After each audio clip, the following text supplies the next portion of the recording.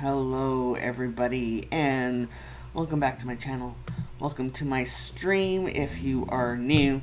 If you're new here and you don't know what we're doing, my name is Jules, my pronouns are he, him, and every single Saturday we just sit and we chat and we plan our weeks or we journal or you can do an art project, whatever. We just hang out with each other for an hour and a half. If you happen to pop by in chat, say hello and all that other stuff. So let's talk about what I'm doing this week. I am planning the upcoming week, and I'm really happy to announce that I finally get my copy edits back from my editor, and it's not like I've already done it. I've done the manuscript, it goes off to the editor, and the editor sends it back with any corrections. Originally, it was supposed to be like 3 rounds of edits is what they had planned when I sold my book. It's turned into only needing 1 round of edits, which is a little stressful. It's also, it's good. It's every author's dream, but at the same time, it's a change, and my brain, the way my autistic self expresses itself, I do not do well with change. And then last week, if you tuned in or you came by last week and I wasn't here, the reason for that was a week ago Friday, I had my 4th shot. And I haven't had any reactions until this one. And it wasn't a bad reaction. It was more, I woke up on Saturday and I had absolutely no energy. So I slept all day on Saturday because I could not, I had no nothing in me. I had no gas in the engine. My spoons were a 0. And this past week, there's a lot I still have to fill in these days with my time blocks. But I have a whole bunch of things that I need to migrate over to this week. And hopefully I can find some time to do it. As the priority for this week is going to be starting on my copy edits. Hello, Anamik. How are you? How was your holiday? How are your vacation, as you Americans like to say? What are you up to today? So yeah, I'm still, this week has been, so I had another, on Tuesday, I had 4 hours worth of peopling, like 3-hour meeting and then a 1-hour meeting, and it just killed me for the rest of the week. And I got some things done, but I didn't get as much done as I wanted to, which is fine. I also had to, because I finally got my not permanent editing schedule, because there could still be things that happen that cause it to go sideways, but I got my updated schedule. So I had to spend a lot of time this week figuring out how, so yeah, I get my copy edits on Wednesday, and they are due back on the 8th, which seems like a long time. That's 4 weeks. But I have no idea the extent, like how many edits I have to make, how many things I have to like decide, am I going to listen to my editor or be like, you know what, this needs to be how it is, and have those discussions. I don't know how that's going to look yet. So it's really, I'm having a really hard time figuring out how am I going to plan my upcoming weeks when I don't know what it's going to look like for my copy edits until Wednesday. So what I've done on my public-facing booking calendar, I have blocked off at least 2 weeks off, so that are just like concentrated on writing and editing. So at least I have hopefully 2 weeks where I have nothing on my plate other than dealing with my edits. Anomic says the holiday was good until I got back and the household was hit with COVID. Oh no. So they are recuperating. Oh gosh, yeah. We are still so being 100% like taking all of the health measures here, just because I cannot. Well, I'm immune compromised, number one. So if I was to get COVID, like I have those added risks. But also with this book being on a rush, like it goes off to the design department in less than 2 months now. That is like mind boggling to me. So with like just the push of this, like I cannot yeah, so we're like still masking, still physical distancing, still shopping online and having our groceries delivered. I was taking an environmental survey that the government of Canada was doing, just on like people's attitudes about what they're doing or how they feel about the government's actions on climate change. And they're like, how many times have you like driven in the last 2 months and all these things? And it's like none.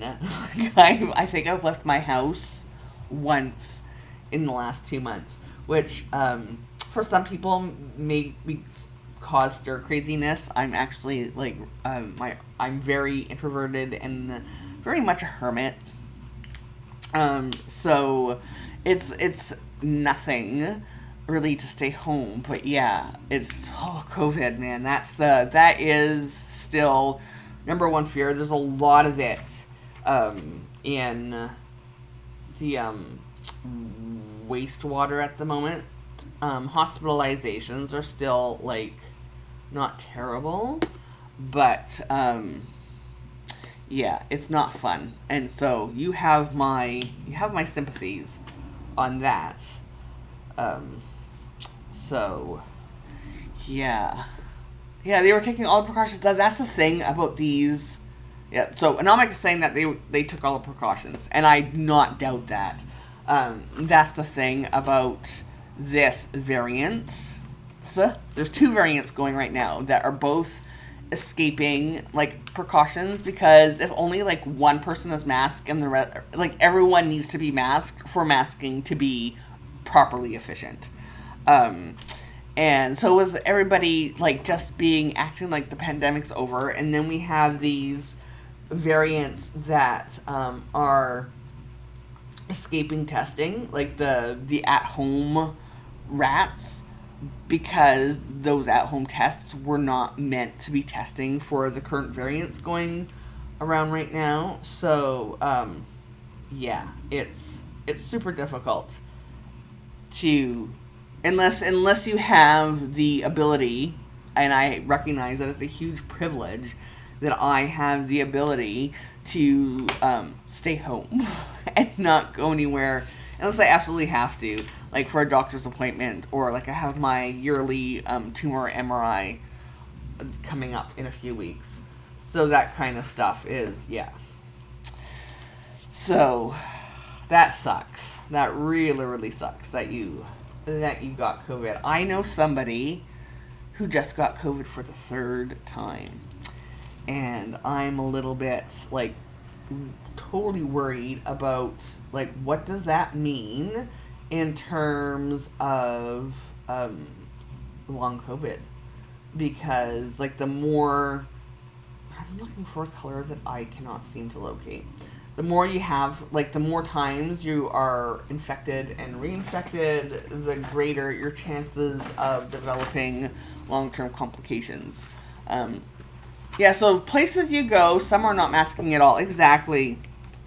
We have, so up until the end of March, masking was mandatory in British Columbia in all indoor spaces.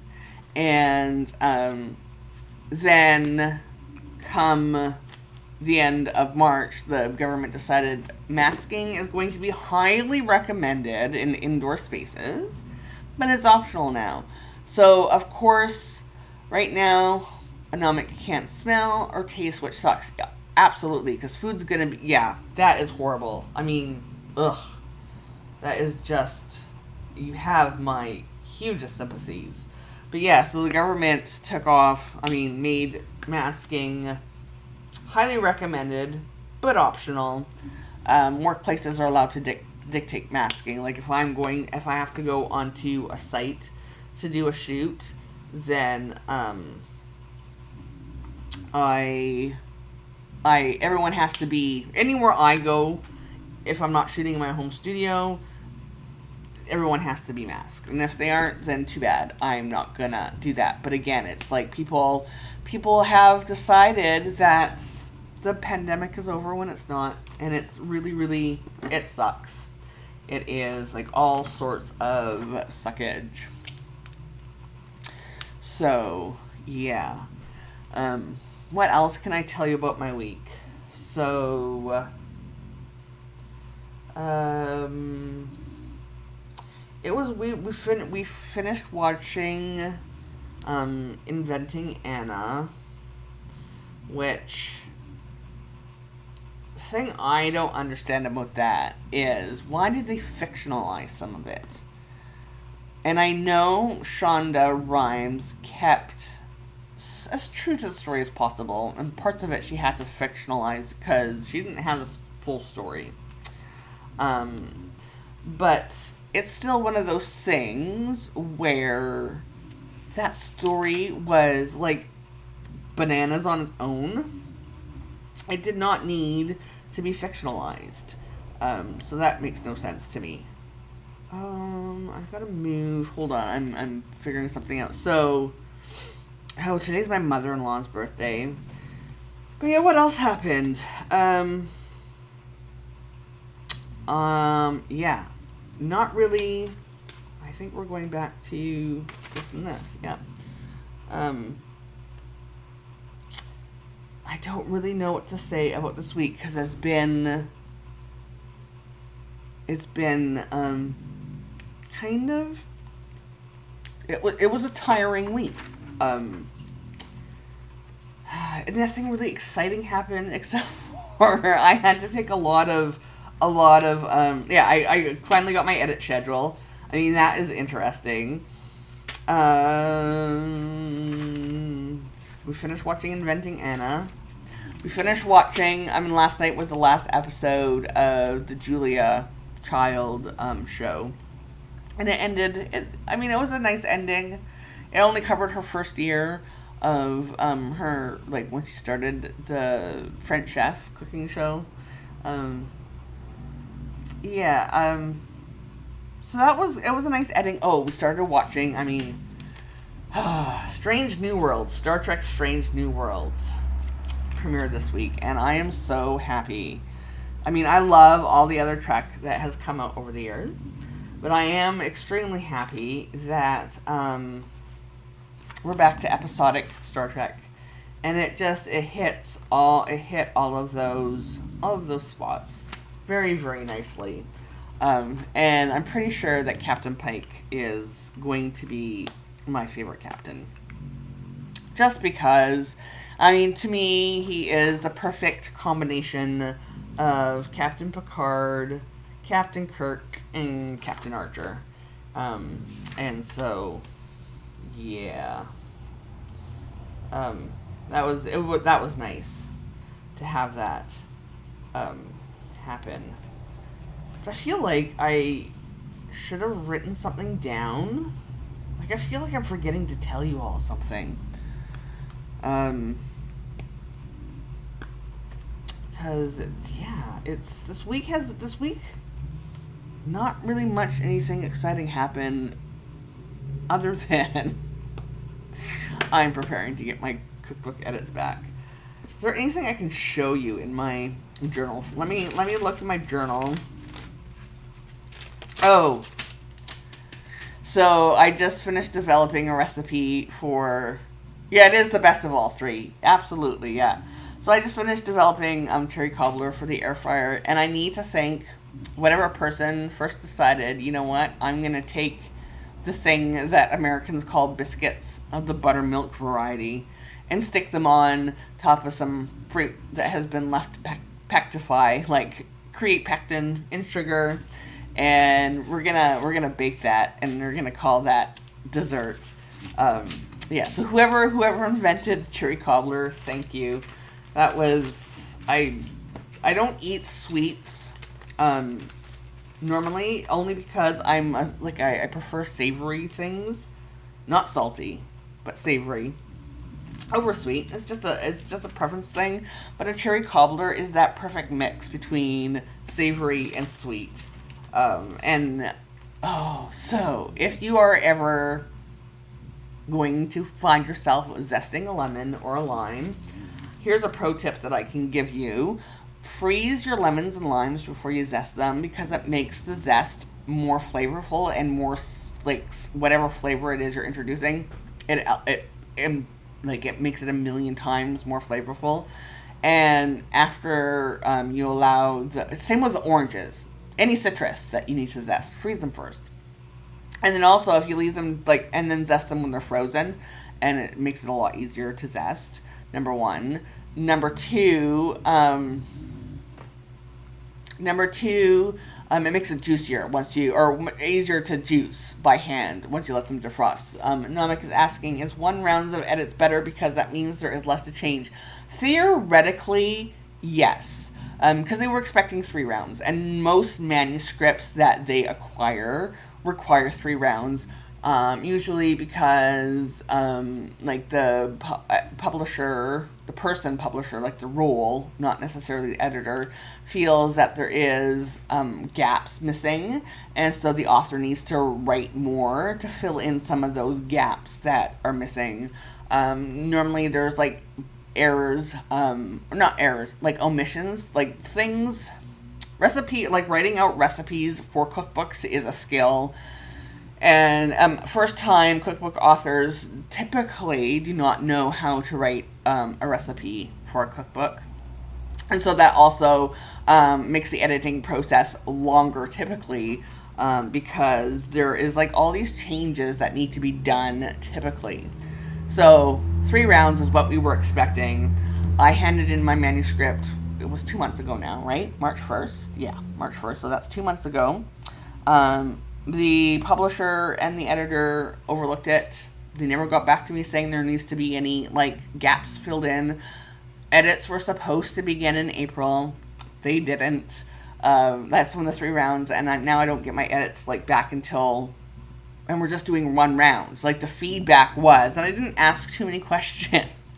I can, but I'm just blown away that now it's just the 1 round, and it's not even.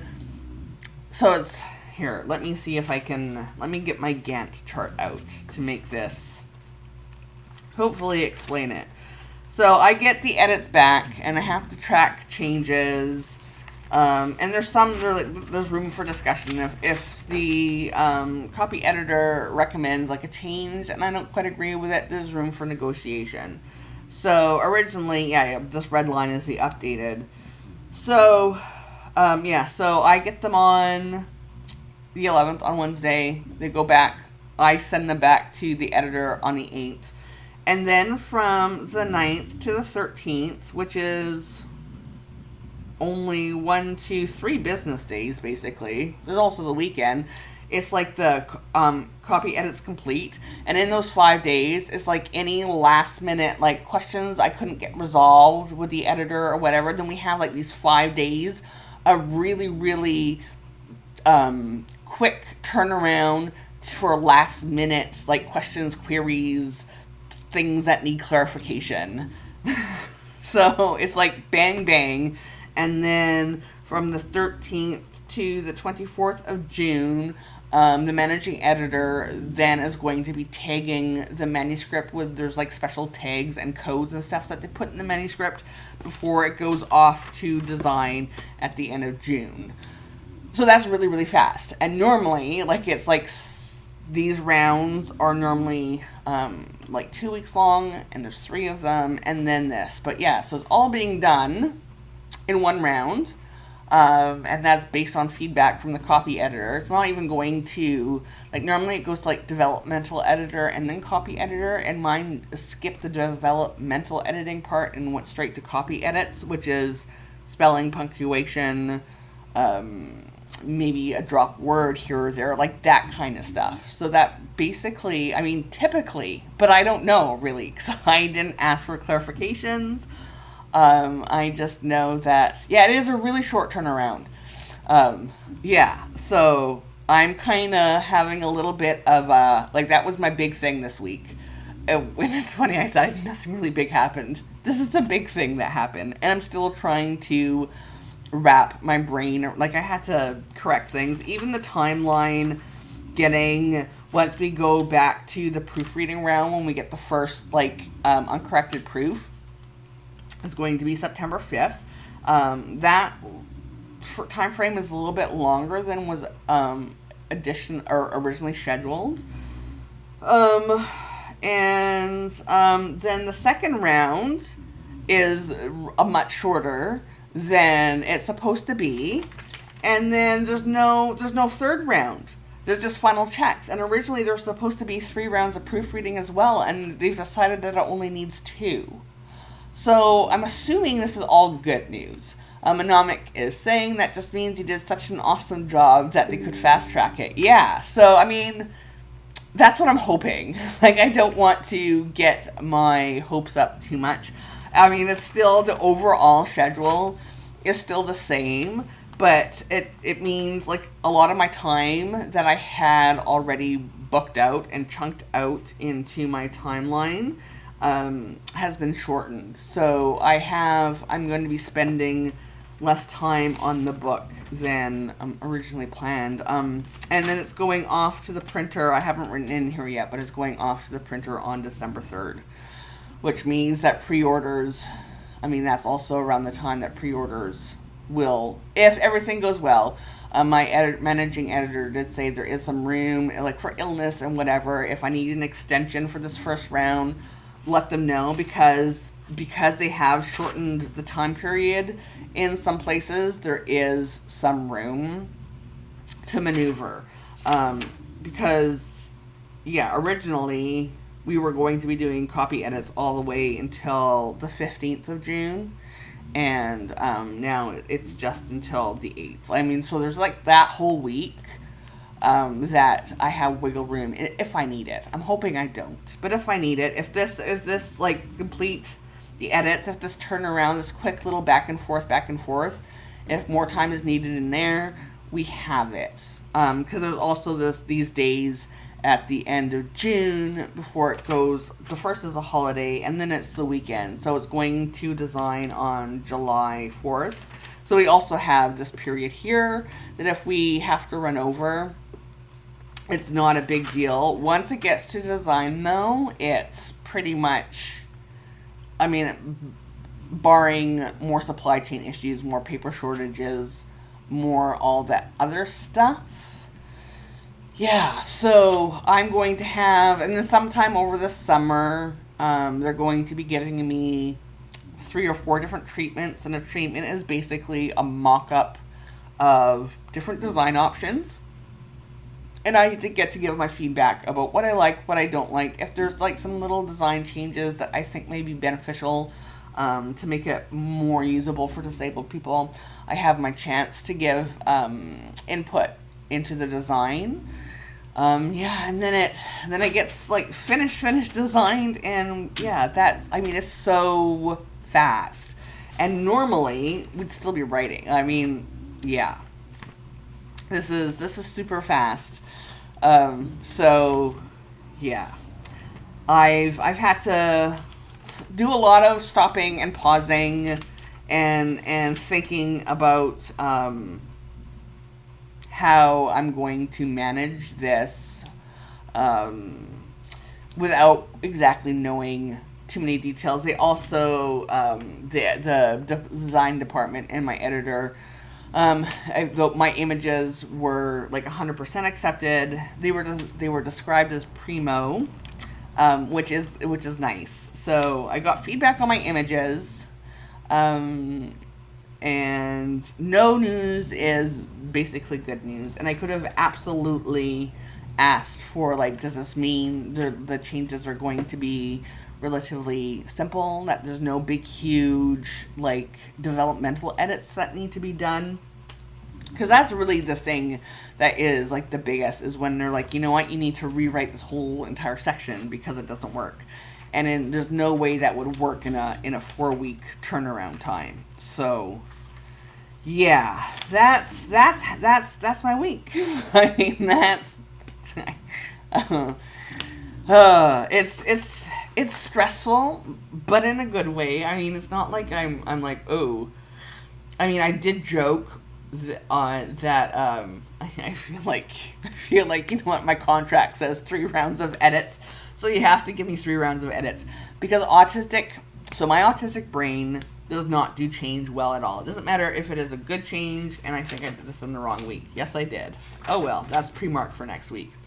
It doesn't matter, like, change, good, bad, change is just not, all change is not conducive to my brain. And my editor and publisher are making every single accommodation that I have asked for in terms of what I need to keep my autism happy and my OCD happy and my work schedule happy. And so, like, they asked, like, here's your schedule. Do you need, like, different smaller deadlines for chapters or whatever to help you make your... I'm like, no, I don't need... I can now do that on my own now that I have a time frame, and I can book some, like, turn off my booking calendar for those weeks and just solely spend time focused on the edits. And, like, with this whole thing, like, the only thing that would make me not stressed about this, it would be to give me more work and say, you know what, you told me, it's in my contract, 3 rounds of edits, so give me my 3 rounds of edits, which is absurd, which is absolutely absurd. I mean, I'm basically living what every single author kind of dreams about, is the quick publishing deal, the quick print timeline, the relatively little edits. So, anyways, that's that. I'm living the dream, and it's stressful, let me tell you. Let's, edits. Returned. I feel like advising any author... Yeah, it is really, Anamika is saying, for people watching this on replay or whatever, that it's good that they're accommodating. It's one of the reasons why I chose them as a publisher, like, signed the deal with them. And during the call, like, when there's one of the questions that you ask when you're negotiating, or when you're, like, figuring out even if you're going to have a good working relationship, if that publisher or agent is for you, you ask them, like, what drew you to my book, and what is your vision for my book? Because they already know what my vision was. So now I want to see what they see for my book. And why they were so enthusiastic about it, that they want to rush to publication, that they rushed to accepting the deal. Like, it was all so very fast how it happened. And when they said that they, like, see that's needed and that's new and innovative and all that other stuff, but the thing that got me was that they are hoping that they can get funding from the government of Canada to do a Braille version of my book. And that was the thing that cinched the deal for me, was them seeing the Braille version. So they're just really, and they have a mandate for diversity. So it's just good. It's good. It's, if I need something, then I just have to ask for it, and they will see what they can do to accommodate that need, within reason, of course. Like, I can't say, oh, I need a magic unicorn pony, please, otherwise I can't finish the manuscript. So that's not a reasonable accommodation, though I could try. No, I'm not gonna try that. That's ridiculous. So yeah.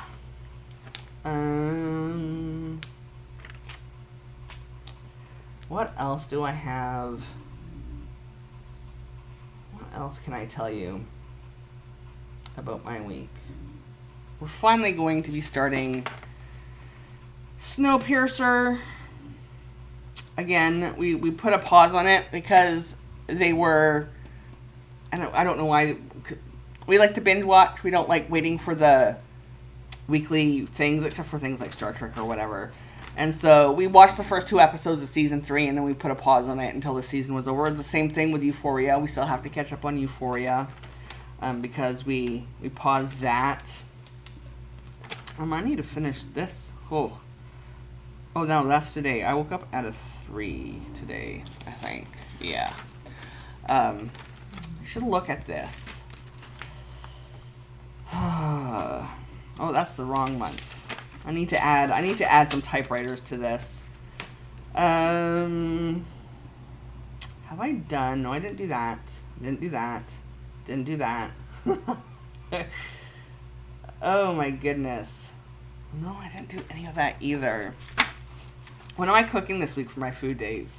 That's going well. There's a couple shoots that did not work out that I've had to, so yeah, that didn't happen. I tried a quick recipe for fudge, for nutty fudge, and it did not set. And I do not know. This is a second. So I tried making truffles, I don't know, a few weeks ago. And then nutty fudge. And they are absolutely refusing to set. And I don't know if it's because it has been, with all the rain that we've been having, it's been absolutely impossible to... I'm wondering if the humidity is making it so that the chocolate just absolutely refuses to set. I don't know. But it's been frustrating. I need to do... I'm only going to be cooking devil's food cake this week for photography purposes on food days. Devil's food cake. I wonder if I can show you all something. One of the reasons why I love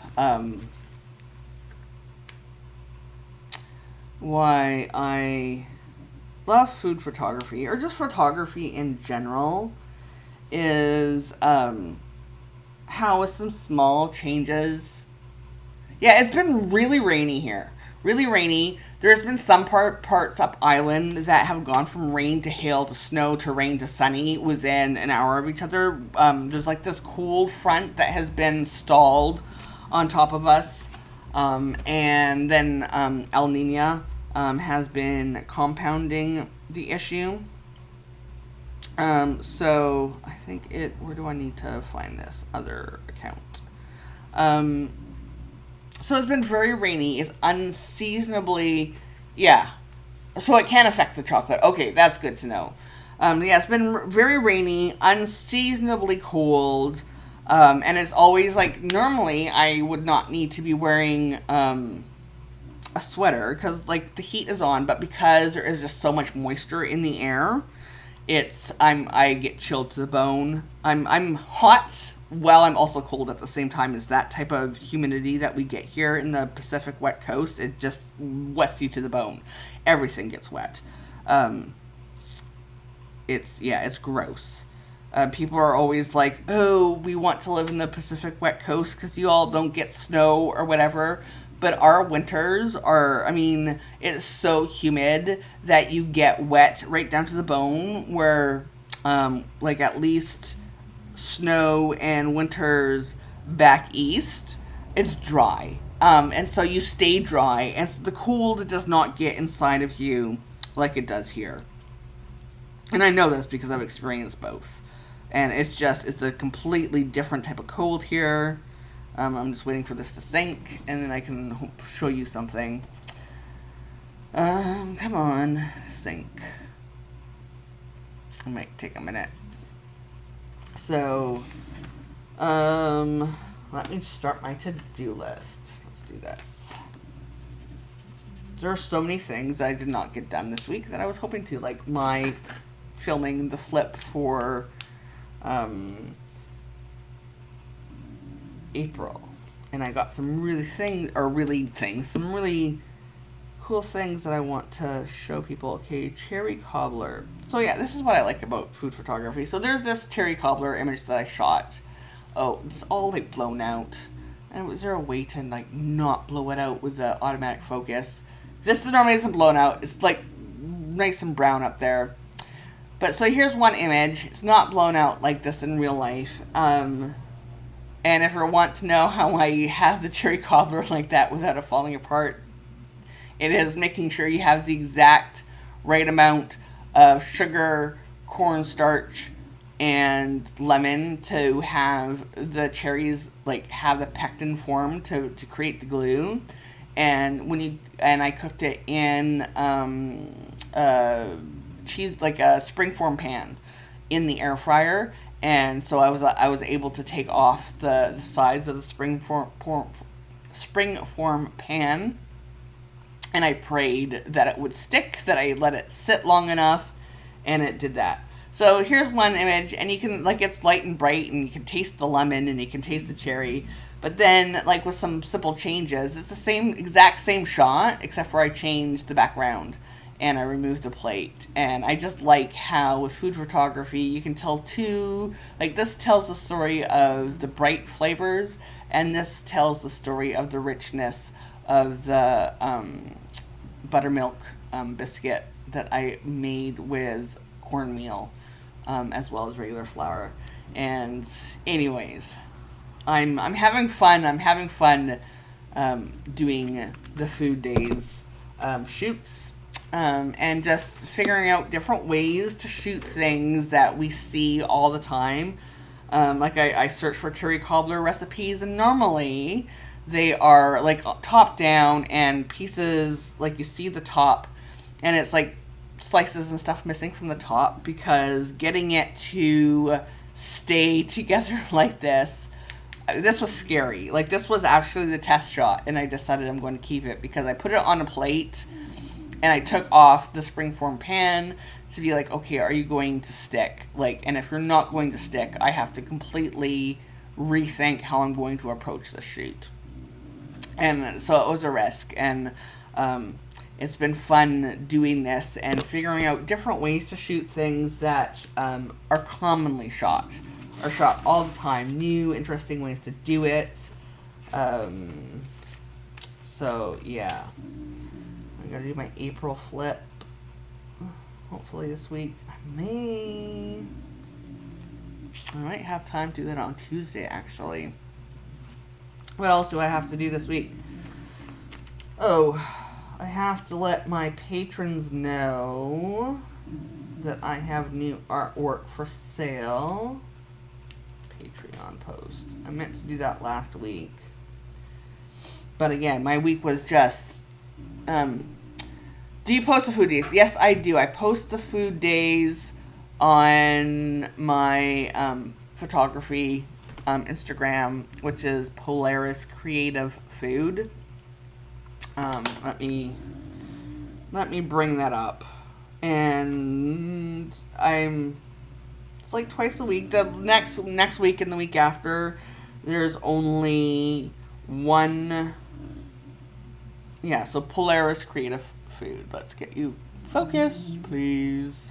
Oh, of course not. You're not gonna focus. Even though there we go. Polaris Creative Food. So that's my Instagram. And here's the, the raspberry popovers, and I had to explain, because we don't have popovers in Canada or the Commonwealth. We have Yorkshire puddings, and the popover is an American version of a Yorkshire pudding. So I had to explain that. And then my blueberry pie shot, and this was for pretzel day. It's cheesy pretzel sticks. This was the truffles, and this one looks like a Zindi insectoid, so I made a Star Trek reference in that one. Garlic. So yeah, it's I'm posting them and telling little behind the scenes about the food, or like approaches to photography, all that other stuff. And it's basically I'm doing it to not only like push myself as a photographer or keep myself like in practice, but it's something, I mean, with my photography business, it's important to keep my social media somewhat active and not have it just be all about promoting stuff. I like to, it's educational. And so, yeah, I have, next week is only one post going up, and the week after, and that's only because my chocolate's not setting. And I tried shooting the fudge from the top down and highlighting like texture and the nuts and in it, but it just did not work. It was not appealing, and I'm not going to post stuff just because to post it. Namika's saying they will have to wait until they get their taste back to not torture themselves. Okay. So this may sound like a brag. I'm doing more talking than I am planning, which is fine. I gave a talk a couple weeks ago. You know what? I don't think I'm going to do any more of that. I think I'm done. I'm going to cross it off as a no. I might come to it later. It was virtual, but it was to the Orange County library system about selling a book on, like a nonfiction book on proposal, and what that means, and what needs to be in a proposal. And the slides that I created for it had examples of my food photography from my cookbook in it, and I made everybody hungry, and they still, I mean, this was weeks ago, and still every week people are still talking about how hungry I made them with my photos. And I'm like, well, I'm sorry, but at the same time, like, that's my job as a food photographer, is to make you hungry. A lot of people, and I think, okay, so I'm going to say this is my rule. I mean, a lot of people do food images that are pretty, or whatever, and that's fine, but my aim for doing food photography is, like, to make the person feel like they are there, to make them have an emotion, like a positive association with the food, to make it homey, I guess is a way to say it, to make it, like, approachable, relatable, true to how people experience foods, but also to make them hungry. Really, like, I've seen a lot of cookbooks, and the pictures are pretty or whatever, but they don't make me hungry. It's like, oh, well, that's a really competent, nice, technically proficient image, but it doesn't make me hungry. And for me, I mean, it's very important that that photos make people hungry. So yeah. What else? Is there anything else I'm going to be able to do this week? I may be able, to update my portfolio on my website. Maybe. I'm going to put that there. But I'm not putting any more portfolio to-dos this week, because I do have my edits. I need to concentrate on that for the next 2 weeks. Yes, it's to have you drool. Absolutely annoying. And here's... So, you know, Pavlovian responses.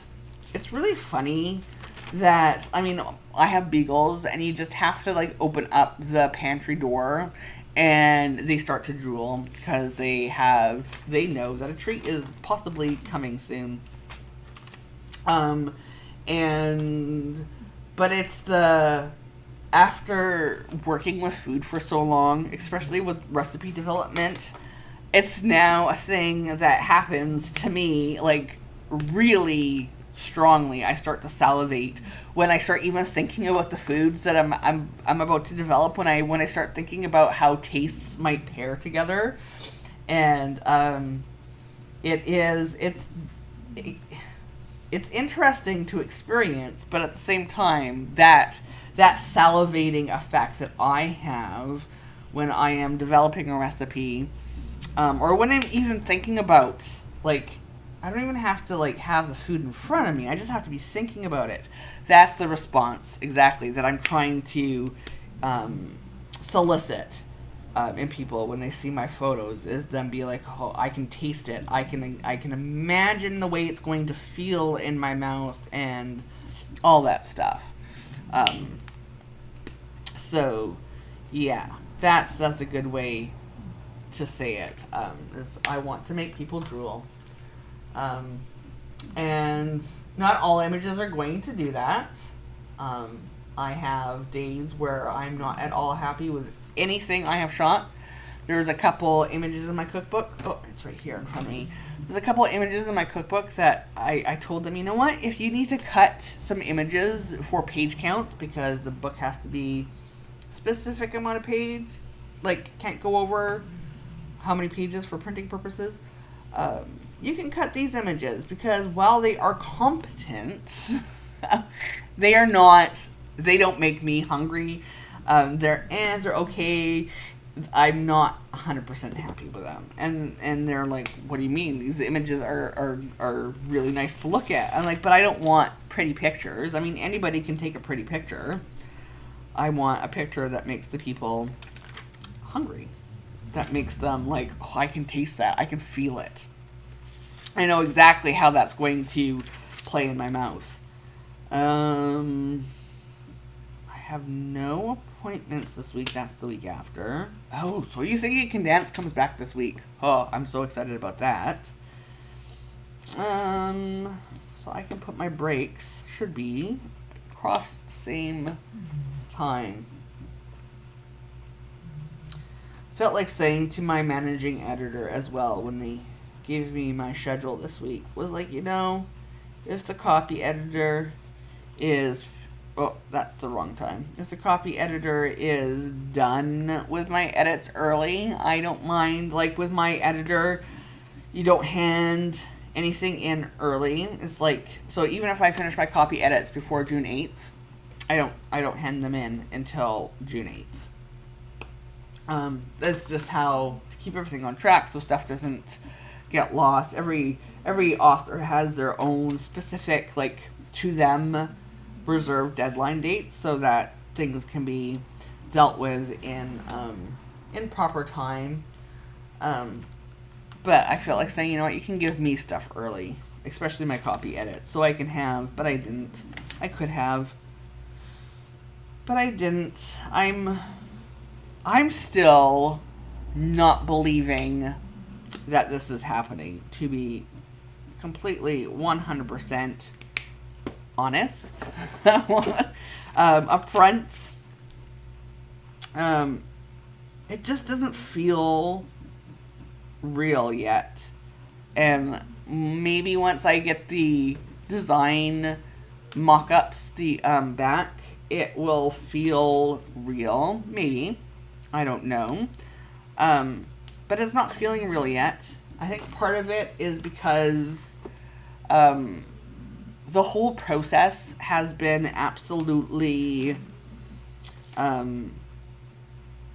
not typical. I mean, it's been unreal, I guess is a way to say it. I had, like, one of the meetings I had this past week was with somebody that I was letting them know what is required to go mainstream publishing, giving them some resources to how to write a proposal and everything, and they asked me about my story. And, like, I again had to mention that, yeah, so, and I always have to preface it with, like, so this is my journey, and my journey is far from typical. So, like, I queried my publisher in the middle of September, and I had a signed contract by the end of November. That never happens. That is 2 months, bing, bang, boom. And then in another 2 months, it's going off to design. And I haven't even had a chance to properly think about it because I've been so busy writing and photographing and now editing. I haven't had a real chance to actually stop and breathe and think about it and like properly like absorb just how unreal this is. And Namek is saying that maybe when the physical book is in my hands, it will feel real. Yes, it will feel more real because it is concrete. It is like in the world, even if it's like just my advanced copies and not like out to everybody yet. But it's just still part of it has to do with like hardly ever, unless you are like a Barack Obama or someone like really really famous, these deals where you query and 2 months later you have a signed contract and your book is out in the world a year after that doesn't happen. That does not happen. I feel like I have committed a felony or something. Like, it's just so... It is so unreal that this is happening, that my brain cannot... My brain is just like, nope. This cannot be real, because this is not how it's supposed to happen. And this is like one of those autistic things. My brain, like, I had a plan, friends. My plan was to maybe have a signed contract, by this fall of 2022, if I was lucky. And if I wasn't lucky, then I was going to self-publish and do a Kickstarter to raise the money for paying for an editor and a designer and all that stuff. And according to like typical the rules, the things that they tell you to plan for, because unless you're the exception, but who thinks you're the exception except for people who have huge uncontrollable egos, is like, because I know how cookbook publishing, it takes like 2 years from sold to whatever. If you're lucky, 3 years is the average design. How long it takes, because you're writing on, like, you write it after it's sold, except for the recipes. The recipes are supposed to be done typically.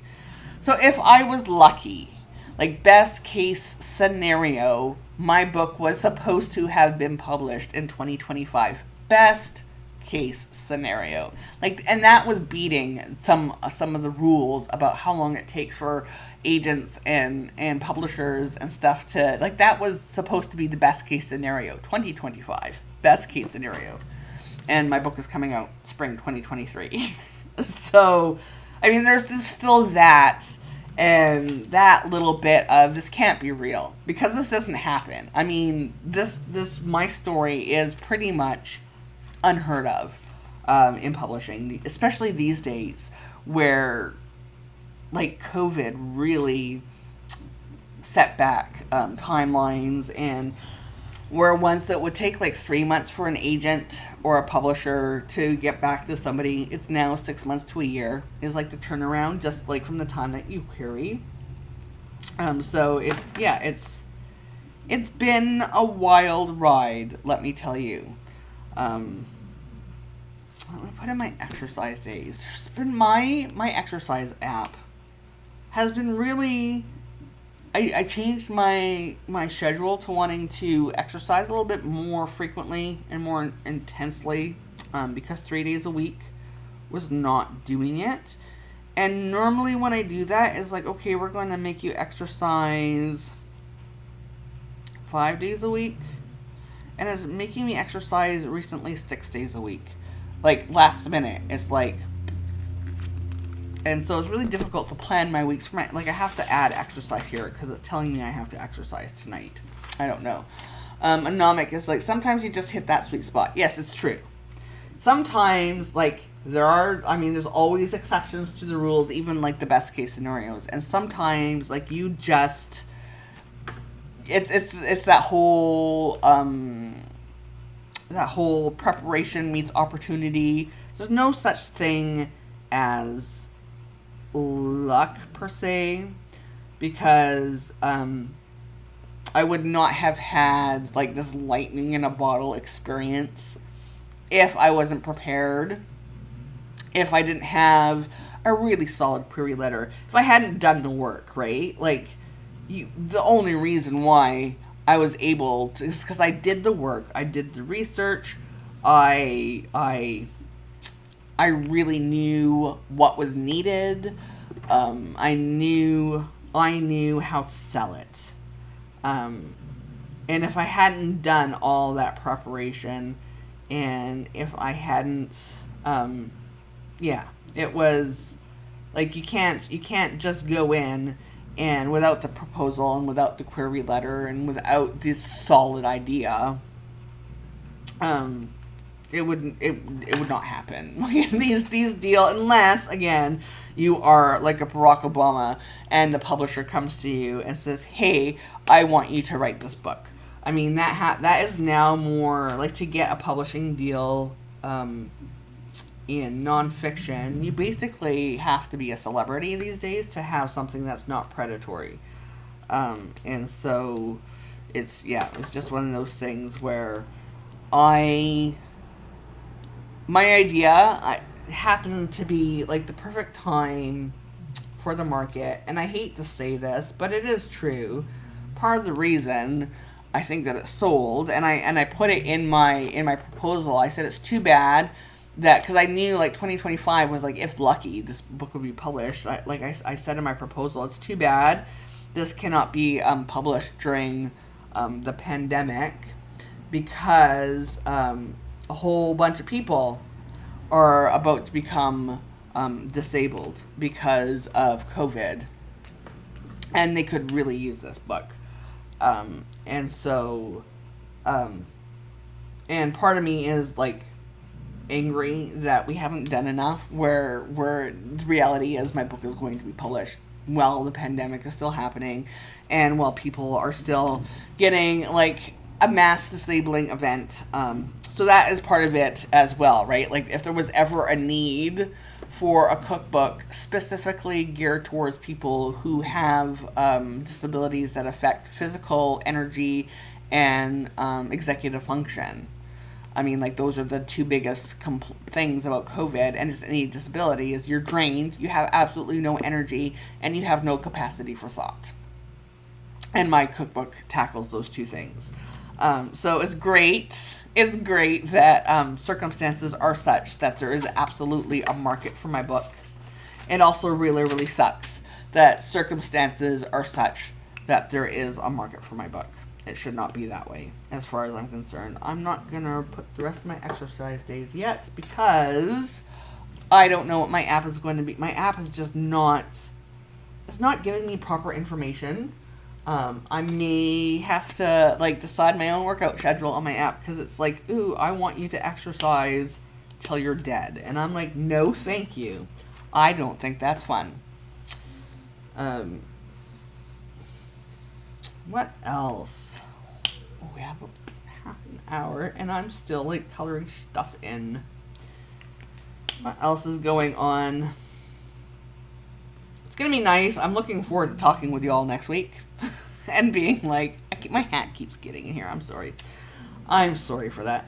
I'm looking forward to talking with you all next Saturday to let you know what my edits look like. Maybe even give you like a sneak peek of what an edit letter looks like, all that stuff. Yes, because you have to rely on takeout, and that can get pricey, especially when you don't feel like cooking. Exactly. I mean, it's a real, like, takeout is really expensive, especially here in Canada. It's not, there's like fast food is like a person for one eating at McDonald's is like $15 in Canada. Which, when I tell Americans that, they're like, what? That's expensive. I'm like, yeah, it's like that on purpose. Healthy food is cheaper in Canada than fast food. And you can get McDonald's ordered, and you know what? There's nothing wrong with that. But yeah, so my cookbook is like, okay, so you only basically, for real, have 5 minutes of energy to be able to prep something. Here you go. Throw all the stuff in your Instant Pot. It's going to take 5 minutes to do that.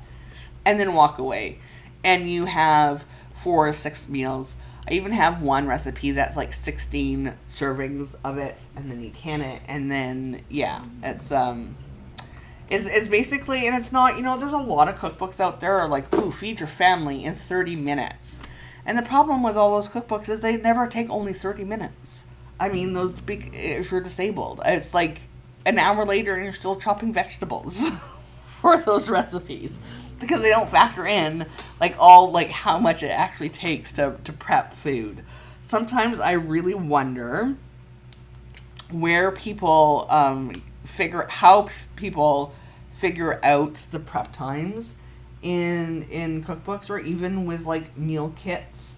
It's like, oh, you're gonna be able to prep this in 30 minutes, and I time myself. Like, that's how I figure it out, the prep times for in my cookbook.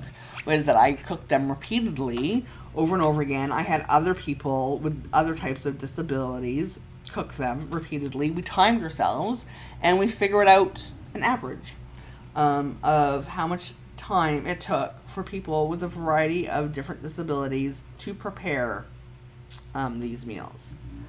And so they're fairly accurate, and some people are going to take a little bit quicker. Like, it's not going to take them as long because their disabilities don't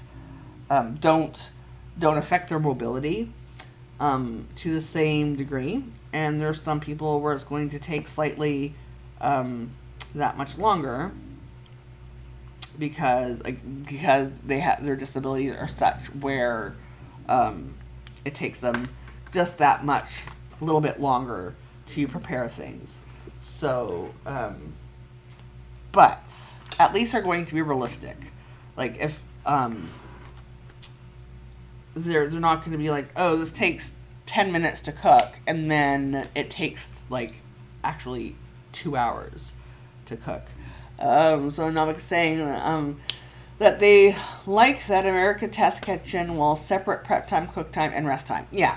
So my website does the same thing. And my cookbook does that as well. It has, like, in the header above each recipe, it has the information about how much time it takes to prep, how much time it takes to cook.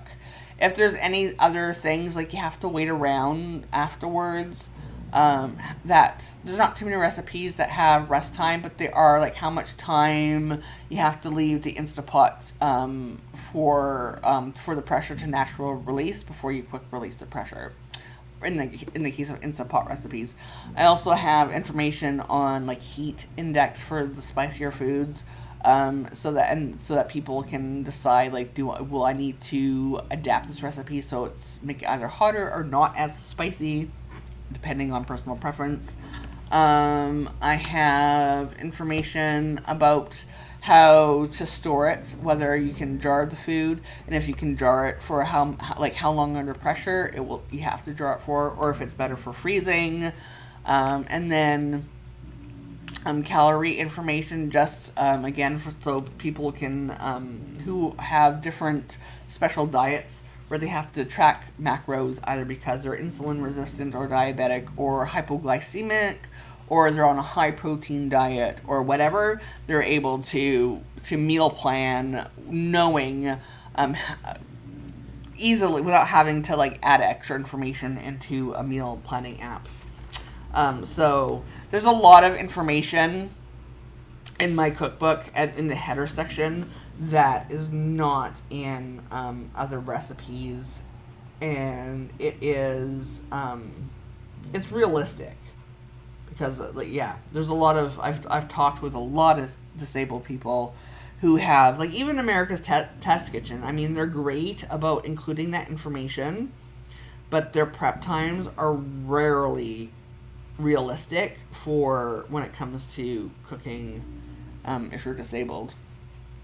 It just there's things that they don't take into account when they're figuring out prep time. And I think a lot of the prep times are like decided based off of food that maybe already like meal prepped for the week. And even though I have a whole entire section in my cookbook about how to meal prep once every 2 weeks so that you have everything ready and frozen, because you don't want to put it in your fridge, you freeze it. Otherwise, you're going to change your mind about, or even have like energy issues. So, but yeah, it's mine. Even though I teach how to meal prep, so you can make it quicker. All of the recipes are tested having to prepare the recipes from scratch, and then I also include things in the recipe like be first to prepare a mise en place your ingredients, especially if it's your first time cooking. Exactly, Anomic. Like my book is geared towards like this, and also first time cooks for absolutely for sure. If you don't have good, like you don't know how to prepare, you don't know how to chop a vegetable, if you're uncertain about what it means to cube something, right? All that stuff takes time. Yes, that is my dog snoring. Side note. I was wondering. So, they are asleep in the kennel kind of beside me. And normally I would just have them sleeping on the couch. But one of my dogs, Archer, he's the one who's snoring right now. They have very distinctive snores between them. So I know for sure that it is Archer that is snoring right now. He has been doing this thing where if I am doing anything that Nomic says that they need some deep sleep like that. Yes, absolutely.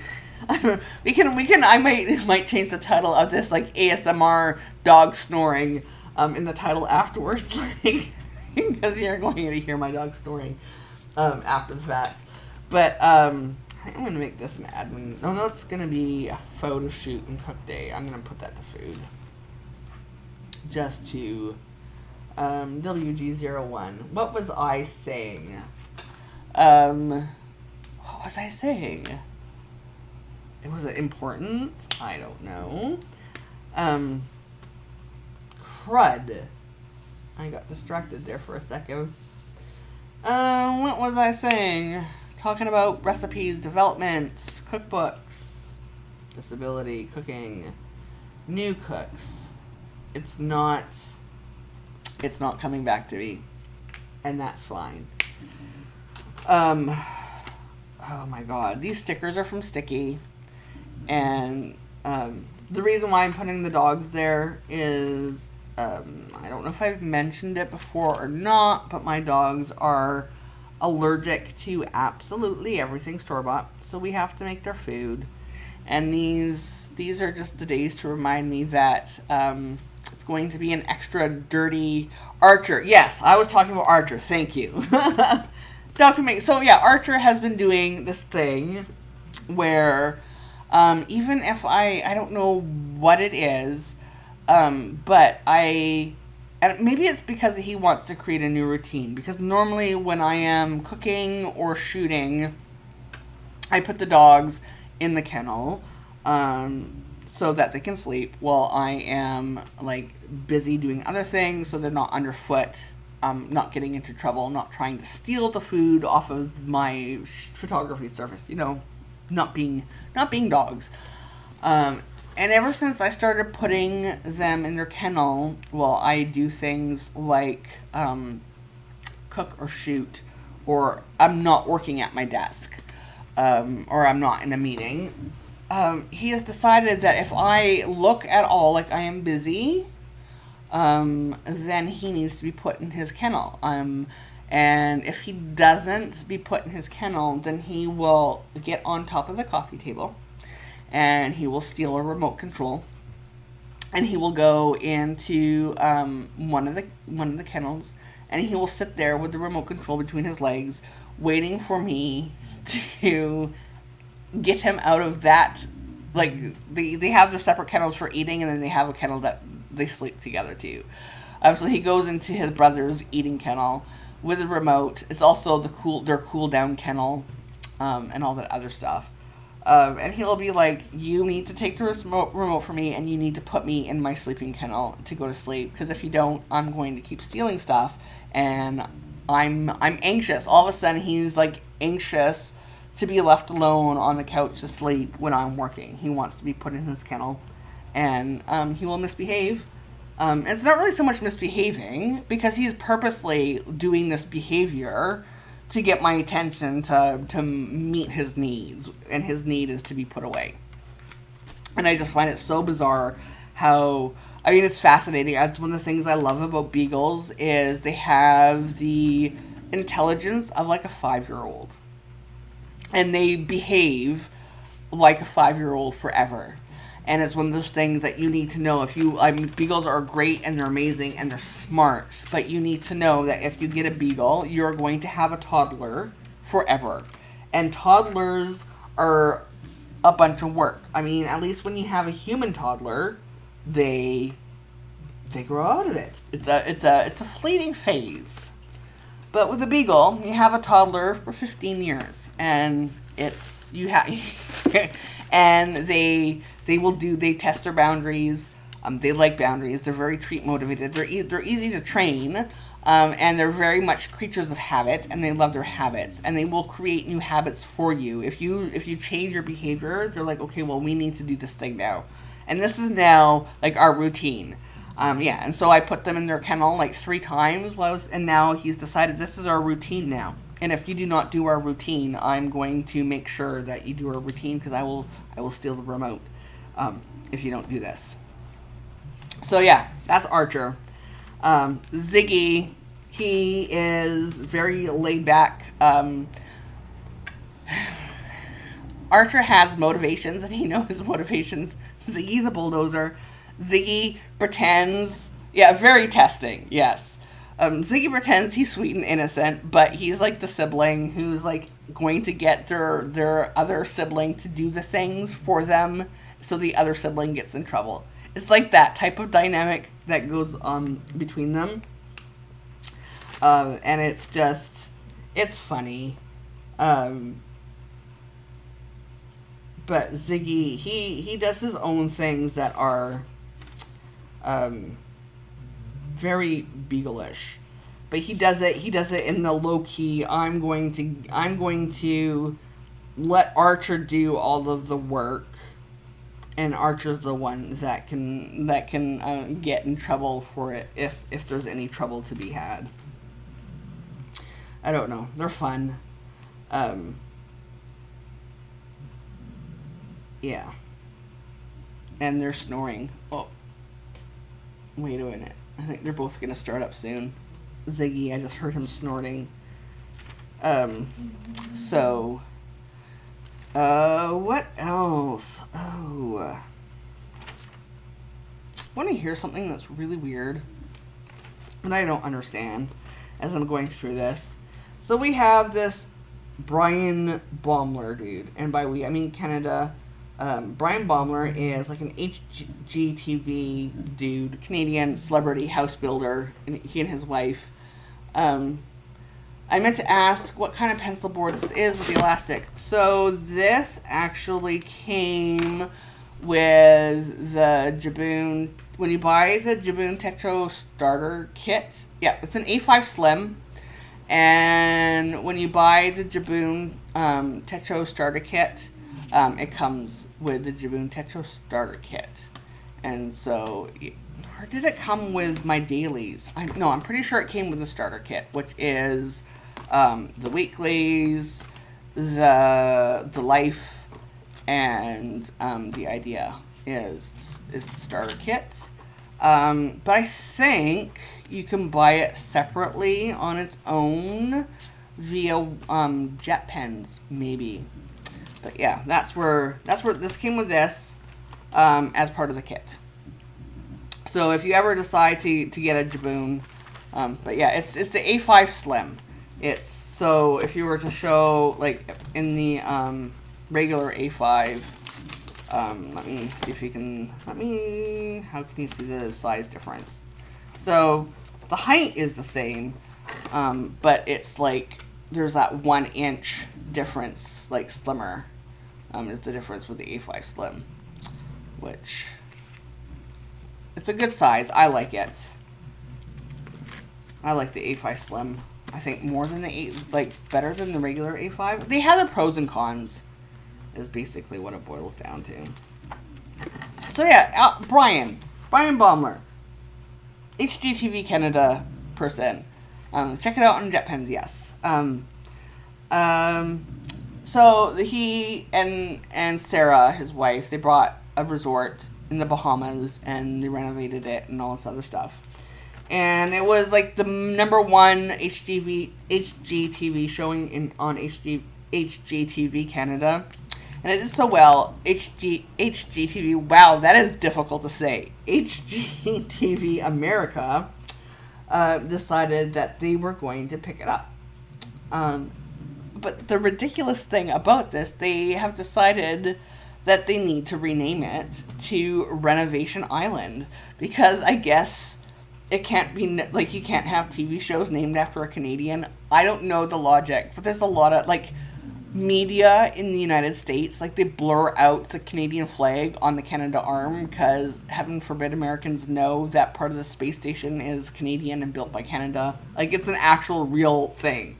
They, for patriotic reasons, American media blurs out the Canadian flag on the Canada arm whenever it's, like, on the shuttle or on the space station.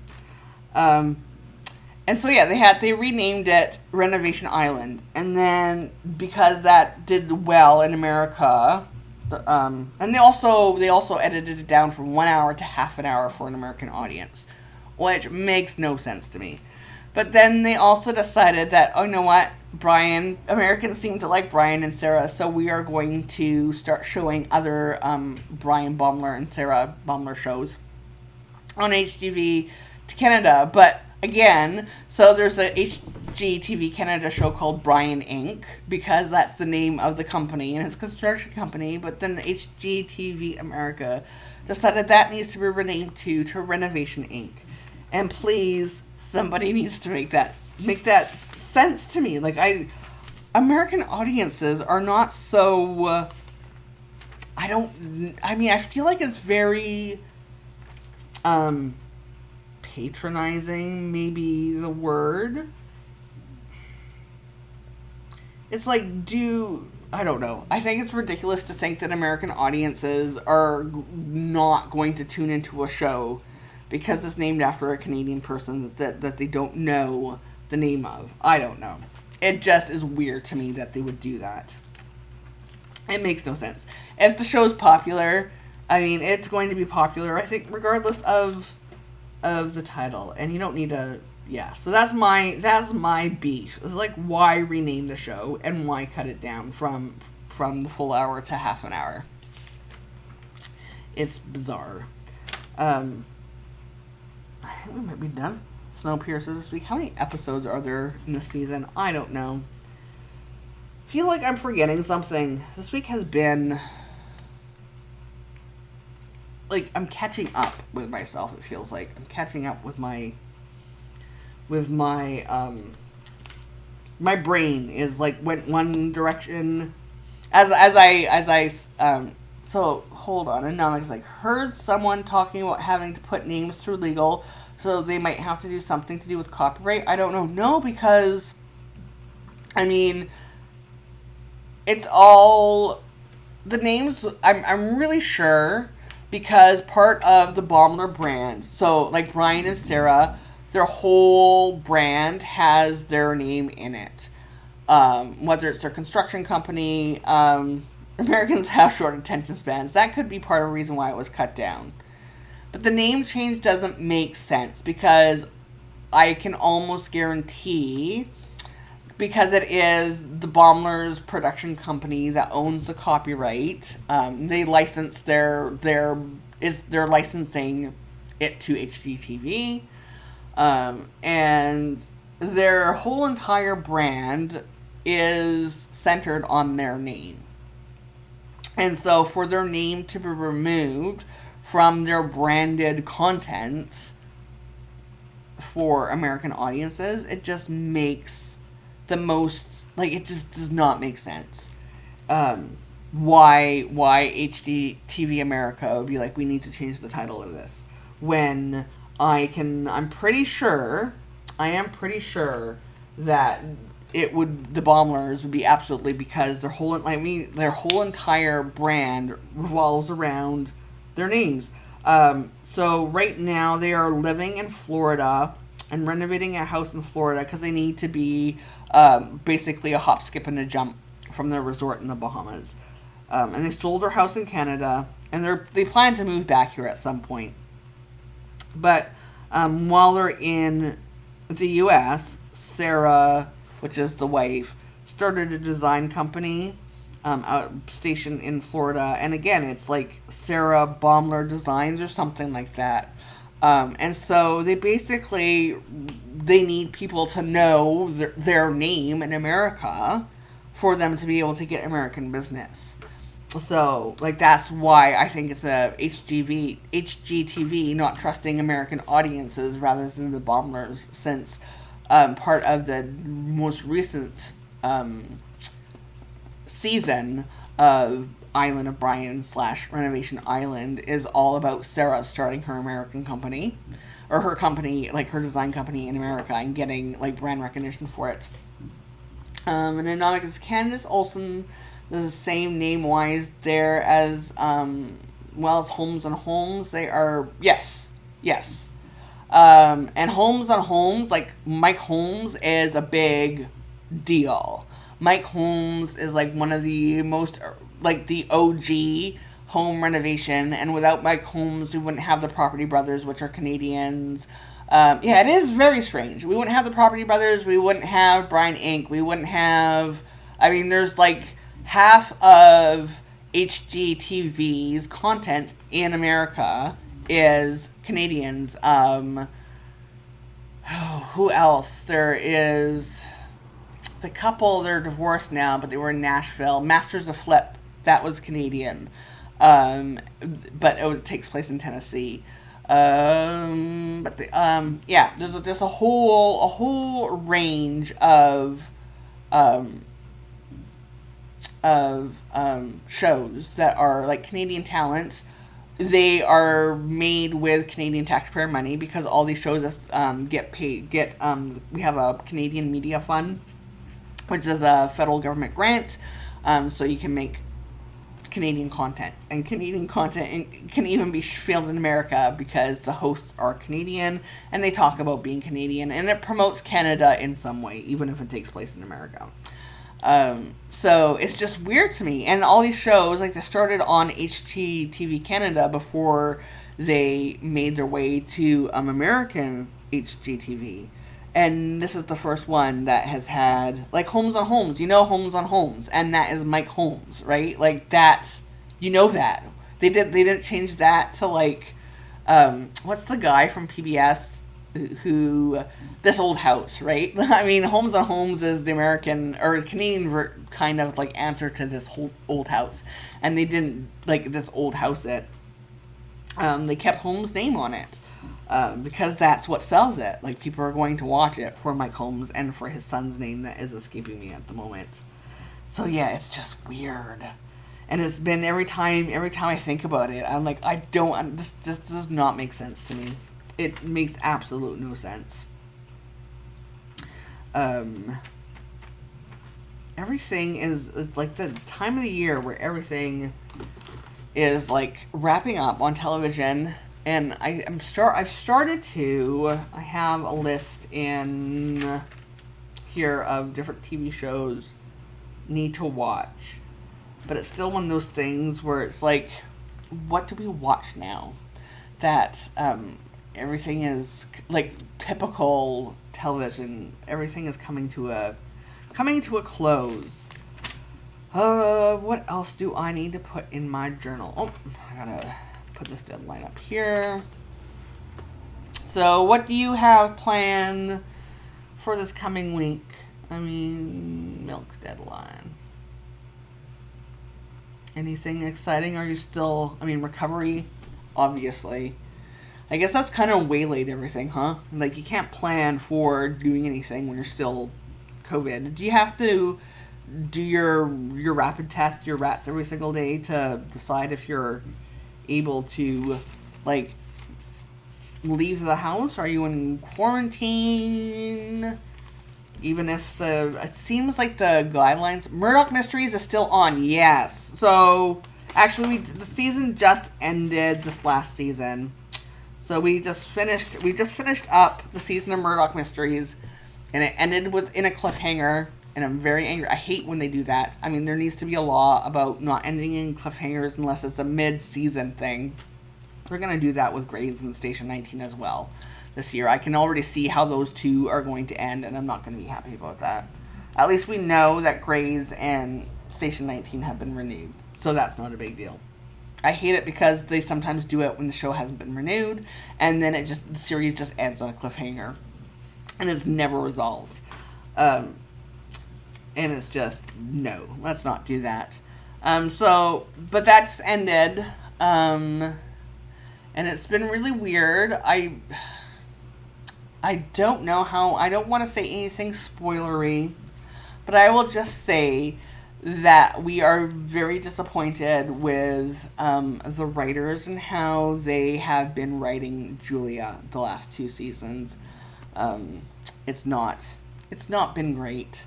So yes, we're in quarantine right now, and take another test after a week. Cool. Because I know there's some places, there was this convention that just happened, a writing convention. It's another reason why I'm not going anywhere, because you can't trust people. That they weren't supposed to show up if they were positive, right? It was like part of the convention, like terms of condition to attend. Yeah. Namek also hates when they end with a cliffhanger. Anyway, so there's this writing convention, and it turned into like a super spreader event because there were a number of guests where it came out after the fact that knowingly had COVID-19 and showed up anyways. And that's just not good for conventions. Conventions, fan conventions, writing conventions in general are not going to survive unless they have, like, masking policies and enforce them. And if you don't want a mask, then you don't get to attend. Like, have it on the terms of use for when people purchase their tickets. Because, I hate to say it, but we've kind of proven that we cannot. There was just a pool. Like, normally Canadians are all about protecting your neighbors and looking out for each other. And, like, we like to be like, we're a big, small town. And if something happens in one part of Canada, it affects every part of Canada. And we kind of are there for each other. But a poll just came out that basically people have, even in Canada, where it's like the stereotype, have fatigue when it comes to caring about their communities and caring about doing right for each other, which makes me angry that people are tired of being nice to each other. All because they have to wear a mask for 2 years. Ooh, the hardships, having to wear a mask. At least you're alive, right? Like, I have very little patience for it. But it's just one of those things where people just do not, I don't know what could have been done to change it, but it's the reality that people don't care at the moment. And so instead of, like, caring about whether or not, if it was my convention, then I would also not care if people did not show up, because it's like, well, yeah, my convention, wear your masks or don't come. It's just that simple. Is there anything else I need to put over to this week? I wonder. I think it's in here. Are people not listening? Yeah, people are not listening. Yeah, they're not listening, and you can't trust them. It's very, very, very unfortunate. I want to, because I get my edits this week, I want to stick.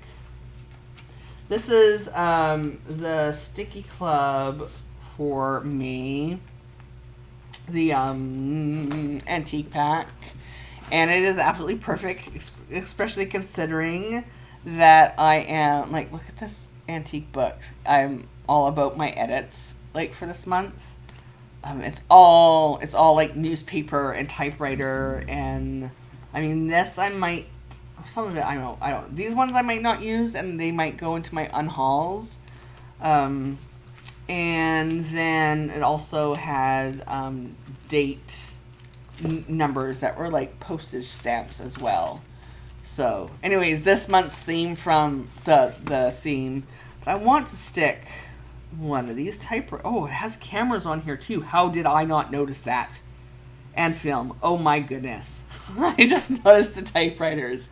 But I want to, like, I want to stick a typewriter on here somewhere. But I don't want to leave that covered just in case I have to put a note there about something that I need to remember on Wednesday. Is this going to... Where can I stick this?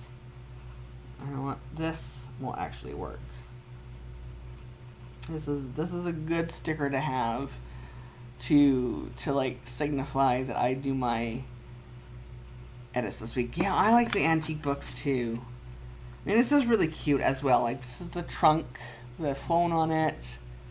These I will use. These I will definitely use. I mean, this is a really good pack this month. I mean, and these are great for like adding little notes or something too. The only ones, I mean, these ones don't look antique to me. They do not fit. I mean, they're beautiful. The art is really nice. I like the artist is Suki Zakian. Let's see if I can get this to like show. I don't know if you can see that. Oh, come on, focus. It's wrong lens. They're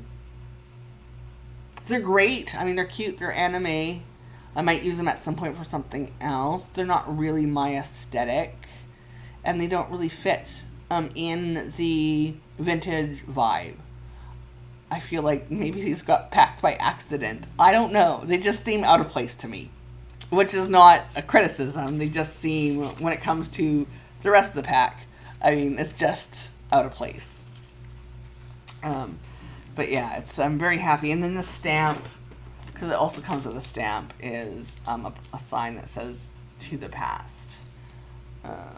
Is that going to focus? Let's see if I put it on my phone. Nope, there we go. Yeah, that's the stamp for this month. So, I'm also, let me put one of these on my month.